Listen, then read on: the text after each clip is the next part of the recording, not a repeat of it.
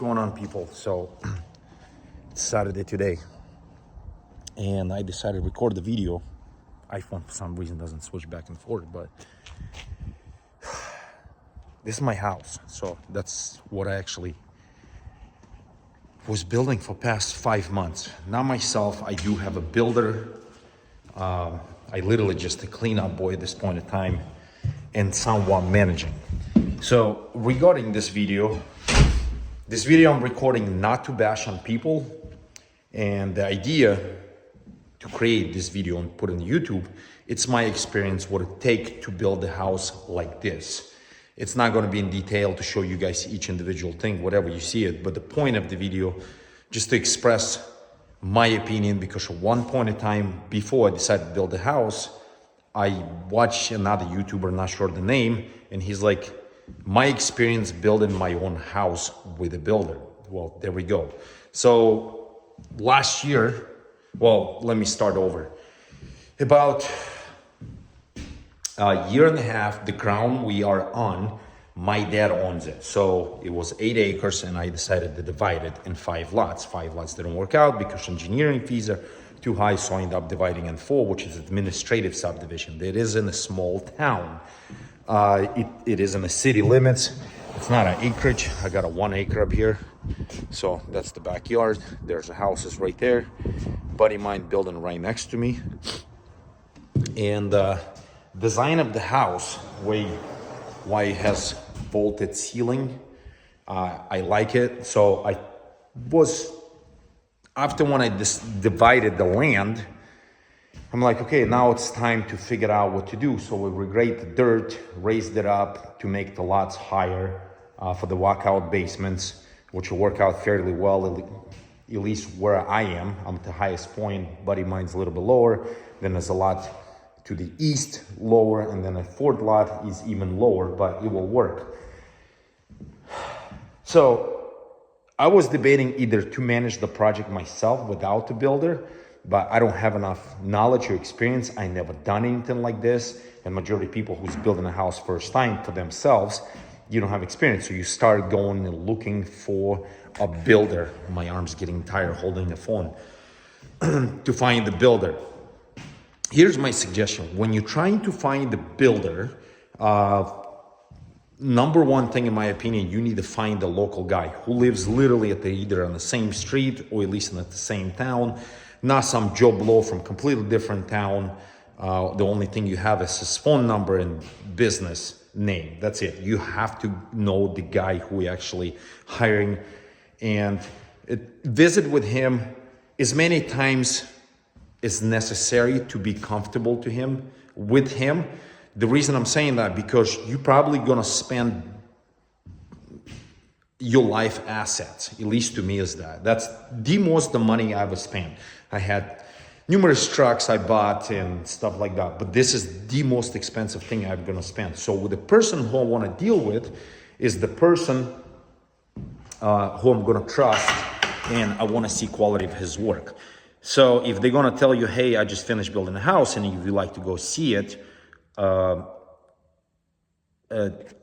quality of the product he's putting up, my suggestion, ask him where he lives and who built his house. If he said he built the house himself, ask him if you can go visit his house, so, which I did with this. And I was fairly satisfied to what I saw. Sorry, I got to turn around so the lights doesn't shine in the camera.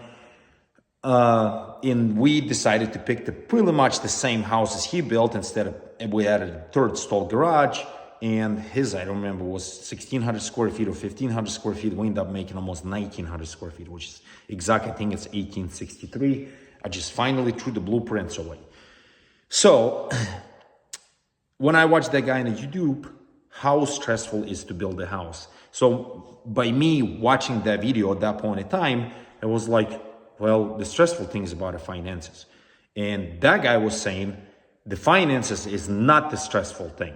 So here's my experience. Finances are not the most stressful thing because it's fairly easy. If you have a current residence like I did, I sold it, I had a chunk of money left over, then I went to the bank and told them I decided to build a house. Here's my builder, and I got a land, whatever, paid, not paid for it.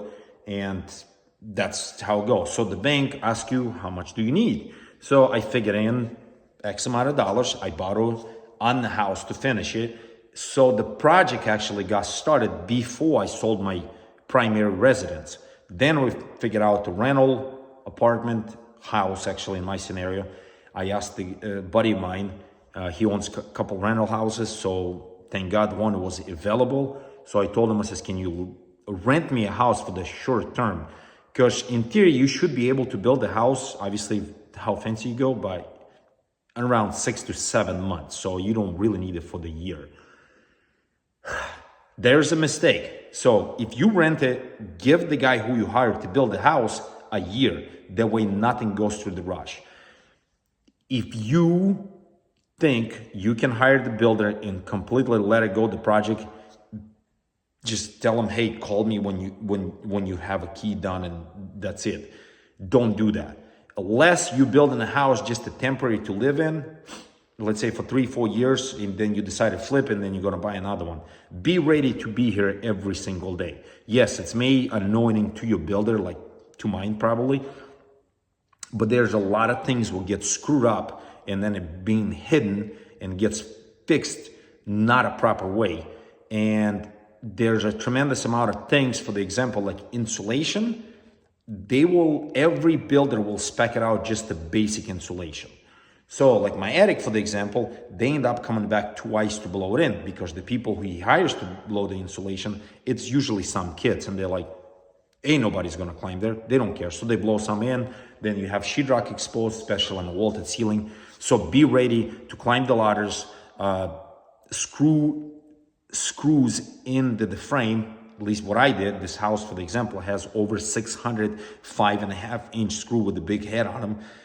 So I just wanted it. The builder was looking at me, he's like, it's not necessary. I understand, but that's what I want. That's the house I want to build. Do not be shy to tell your builder what you and I agree, or what's something you agree. Right now, I'm pretty much in the end of the project. So I'm cleaning the floor because the floor guy's coming on Monday, which I hire myself. The countertops are coming on Monday too. And then electrician should be here by end of the week. So the project, maybe another 3 weeks and I should be done. The biggest thing I run in, the problem I have to building, it's people don't show up. I have tremendous amount of problem with that. Me is the customer to my builder, and I said I'm not bashing in anybody if he decided to end up watching this video. I think it's just the generics of building a house, because the builder doesn't have just one house. He has numerous houses going. In builder to builder, it's different. You gotta ask him how busy he is. How many houses is he building right now? If he tells you the like astronomical number of like, I'm building currently 10 houses, and then you're gonna be the 11 or 12 or 10th person, I would kind of question myself. Maybe it's too much. Then we're gonna run into the problem because the guy ended up being so busy. And you gotta see how active it is, the things he doesn't sell. So my builder, in my scenario, he actually frames the house himself. He does not sub that out. And then everything else, he does sub it out. But he does hangs the kitchen cabinet, stuff like that. I don't know if it's a good thing or bad thing, but at least the framing, I'm really, really happy with the framing, because this guy, since he's doing a trim, he knows how if the framing doesn't get done properly, then it'll be a problem later on down the road. It is, overall, is really stressful job, I would say, especially as a house owner, and you see the process, how it's getting built, and you see when people doesn't show up. And the reason it's a big deal, because people don't show up. One person doesn't show up, and then the person after the crew after him needs to show up. Then you end up delaying, and then the whole entire roller coaster doesn't go right way, not in the motion, if I express myself right, proper way. The framer, 0 out of 10 scale, 10 really good. The plumber, I will give him -2. It is absolutely horrible. I had the worst plumber. The electrician, it was number 8. My sheetrockers, the people who hires, which I hired, the insulation, sheetrock, and mud, it's all one company. I would scale of 10, it was a number 9, which is overall pretty good. By everything in between, it's a waiting game. There's at times, If you decided to build a house, get ready. There's times about a week to week and a half, the frame will get built up and then it's nothing happening. Then boom, next thing you know, the houses get cheated and nothing happened. Then the siding comes in for about 2 weeks, going on, then it's nothing happened. I mean, obviously there's roof and everything else. So there's going to be periods where it's a waiting game because the crews are busy or somebody screwed it up. For the example, like the sheetrockers end up delaying, and I had a scheduled appointment for the painter, so we end up pushing the painter 2 weeks behind. Well, the painter at that point in time, he went on the other job, so I end up being in a waiting position. There's some contractors I end up hiring myself. The tile guy, which did stone and the tiles in the bathroom, I end up hiring. So discuss with your builder if you have a buddy who does and you trust them to do some things, but you still gotta overwatch it. The reason it's work out that way because there's some things going to be in the process getting done with attitude not caring, like it be really filthy or they don't clean up after themselves.